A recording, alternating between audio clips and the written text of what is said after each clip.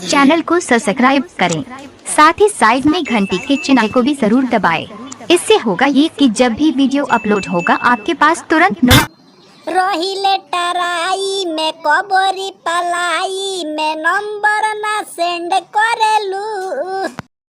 अच्छा नंबर चाहिए तो का हो जाई नंबर ना दे सकेलू हमरा के दे दो। आज बतियाई तो कल से पटाई बतियाई पटाई ना तो कहाँ चार डाली बोल ना का करी। लड़की नई जान तो हर मम्मी कसम हम वो में के ना होई केहू पे पिघल जाई हम वो में के ना होई। एको ही लड़का के हम बानी देखले दो गो सेटिंग हो। हम ओमे के लइका नहीं बहुत चरित्रवान और शुद्ध विचार वाला तोहार कसम खा के कहता। एगो से गिफ्ट लेके दूसर वाली के दिल ग्रीटिंग हो। तू बाड़ू हाट हमरा देही में देखी के हो जाला हीटिंग हो।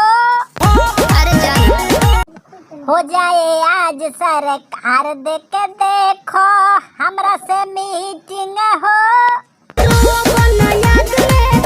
एकदम रोम रो रो के आँख फुला ले बाइला भी कसम से कहता नहीं।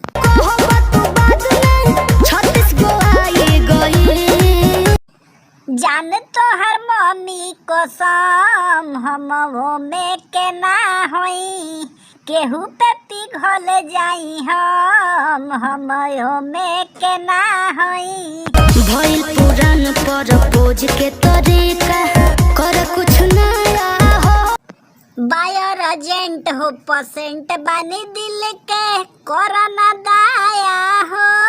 प्यार के चक्कर में हम नहीं पड़ब बम हो माया। कोट ना जा कितना परेशान कर।